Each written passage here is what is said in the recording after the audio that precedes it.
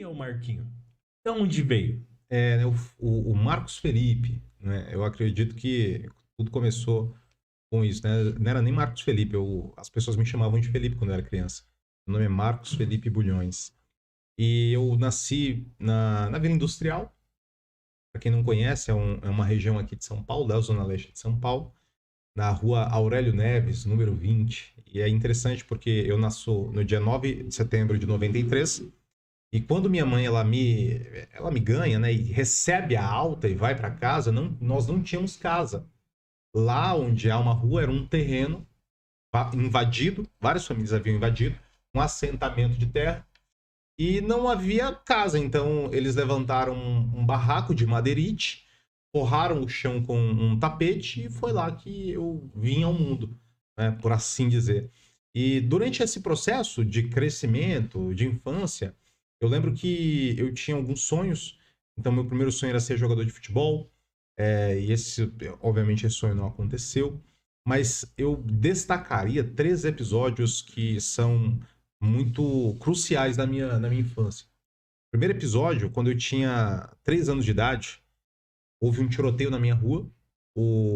Havia um bar e o dono desse bar ele arrumou uma briga com uma galera de uma outra quebrada e a galera foi lá para matar ele. E eu lembro até hoje, é a primeira memória que eu tenho. Para psicologia, o evento traumático ele é Sim. poderoso, porque devido ao nível de emoção, a ancoragem do episódio ela é muito forte. Então se torna inesquecível, exatamente, 3 anos de idade. E eu lembro que na rua escura, eu olhei pra frente e vi um grupo de homens armados. E tem um detalhe. O detalhe é que eu tava com uma roupa do Superman. Meu pai me deu uma fantasia do Superman quando eu era criança e era a minha fantasia preferida. Tenho fotos e fotos com elas. E eu lembro que na hora que eu olhei aquilo ali, eu vi eles entrando no bar e eles começaram a atirar. O primeiro pensamento que veio na minha cabeça é: isso é um trabalho para o Superman. E eu lembro que eu corri em disparada em direção ao bar. Esse episódio ele é tão interessante porque na hora que eu corri pro bar, uma criança, pô, correndo para o tiroteio. Sim. Minha mãe tava grávida do meu irmão, ela desmaiou. E aí aconteceu um episódio super interessante e pra mim muito poderoso. Antes de chegar no bar, aproximadamente uns 20 metros antes de chegar no bar, eu tropecei. Porque, como disse Drummond de Andrade no poema dele, no meio do caminho tinha uma pedra. Tropecei, caí. E eu lembro que, criança, não tinha muita noção, mas a minha maior decepção naquele momento foi porque eu olhei pra minha mão e minha mão tava sangrando. Porque eu caí no chão, bati a mão no chão, cortou a minha mão. E ali eu descobri que eu não era de aço, eu era de carne, ossos e sangue. Só que o que eu carrego muito desse episódio foi porque um tombo me livrou de algo fatal, Sim. de algo pior.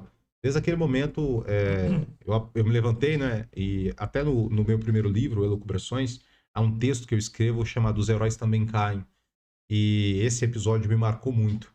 Eu entendi que ali eu não era o herói, eu era vulnerável. E aquilo ali foi fundamental para minha vida. Se eu não tivesse tropeçado, provavelmente não estaria aqui hoje. O segundo episódio foi a morte do meu pai. Meu pai morre quando eu tenho 11 anos de idade, muito depois desse episódio. Uma perda irreparável. A dor da morte não é uma dor que passa. A dor da morte é uma dor que você aprende a conviver com ela. Eu olho minha filha hoje, eu fiz uma postagem esses dias, né, com ela e postei uma foto do meu pai. E aí eu mostrei pra ela e falei assim: filha, esse daqui é o seu vovô, esse é o pai do papai.